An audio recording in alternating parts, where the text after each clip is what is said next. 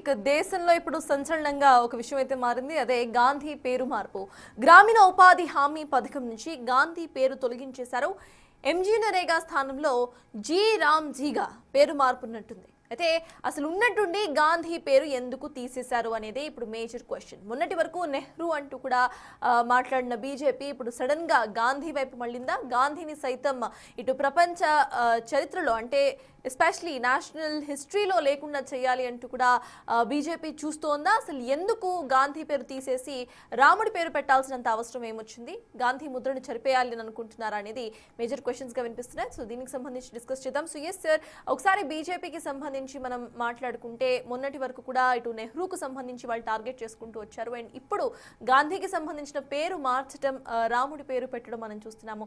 So మహాత్ముని పేరు మార్చడంలో ఇది కరెక్ట్ అంటారా, తప్పంటారా? అసలు వాళ్ళు ఏ మైండ్ సెట్ తో చేయాలనుకుంటున్నారు? ఈ డివైడ్ అండ్ రూల్ పాలసీని వాళ్ళు ఇంకా నాటాలి అని అనుకుంటున్నారు అనుకోవాలా? అసలు మీ విశ్లేషణ ఏంటి సార్?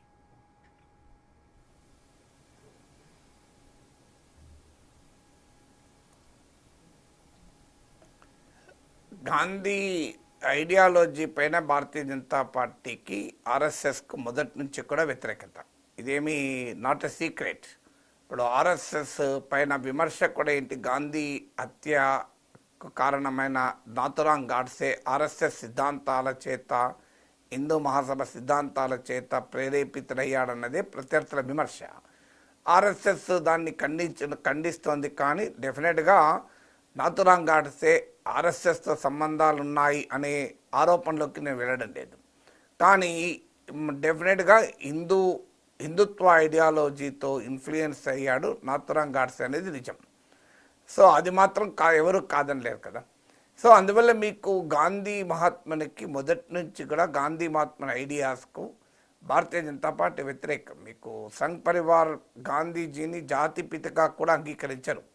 మీరు ఎవరినైనా ఆర్ఎస్ఎస్ ఐడియాలజీని అడగండి.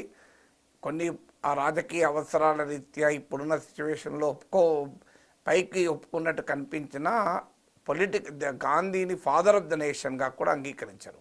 నిజంగానే ఆర్ఎస్ఎస్ గనక సంపూర్ణమైన అధికారాన్ని చేజిక్కించుకుంటే, అన్ని వ్యవస్థలు తమ చేతుల్లోకి వస్తే గాంధీజీ ఫాదర్ ఆఫ్ ద నేషనే కాదు అని అంటారు.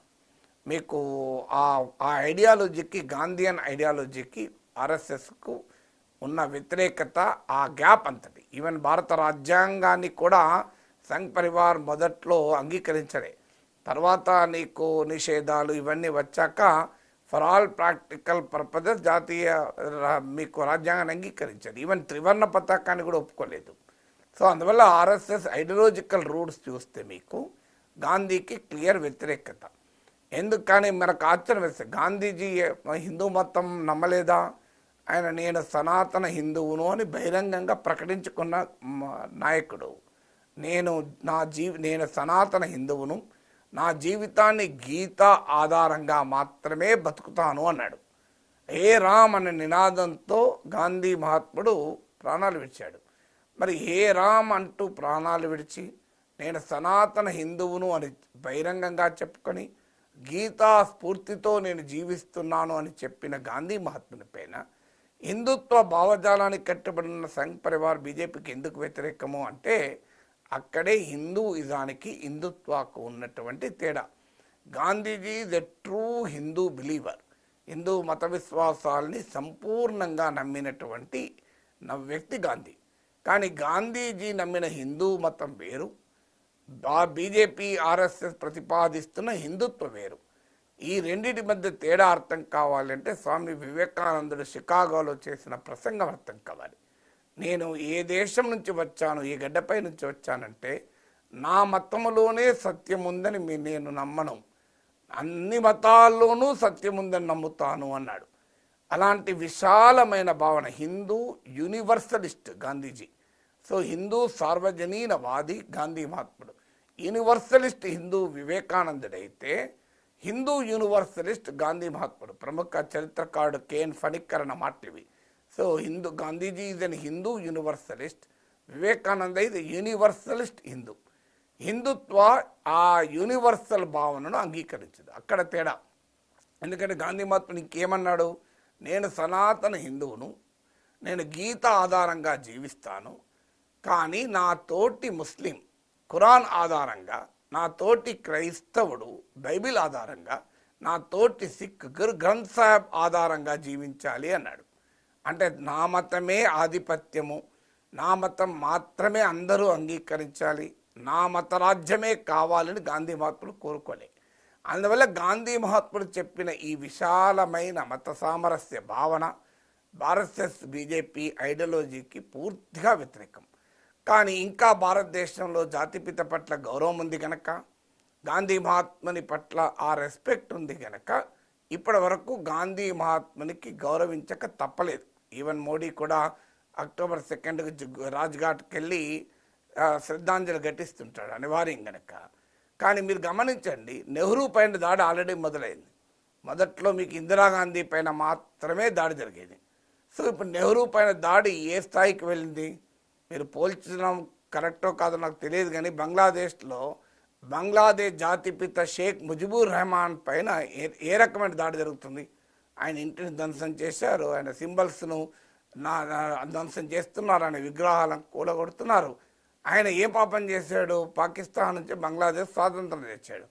మన ఆయన మీద ఎందుకని వ్యతిరేకత అంటే అక్కడ మతవాదులు రాజ్యమేలుతున్నారు కనుక వారికి లౌకిక ప్రజాస్వామిక బంగ్లాదేశ్ను కాంక్షించిన షేక్ ముజిబుర్ రెహమాన్ అంటే పడడం లేదు.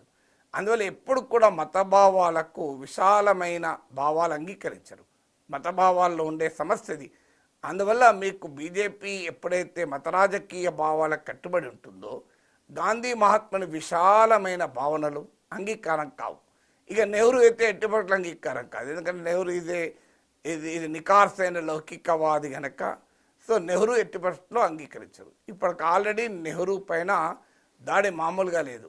దేశం ఎదుర్కొనే ప్రతి సమస్యకు నెహ్రూయే కారణమని, నెహ్రూ పైన సమాజంలో పెద్ద ఎత్తున విద్వేషాన్ని రగిలిస్తున్నారు. నా భయం ఇలాగే 10 ఏళ్ళు గడిస్తే ఏం జరుగుతుందో, బంగ్లాదేశ్లో ఆ దేశ జాతిపిత షేక్ ముజిబుర్ రెహమాన్ పైన ఏ రకమైన విద్వేషాగ్ని రగులుతుందో అది నెహ్రూ పైన కూడా రగిలే ప్రమాదం ఉంటుంది.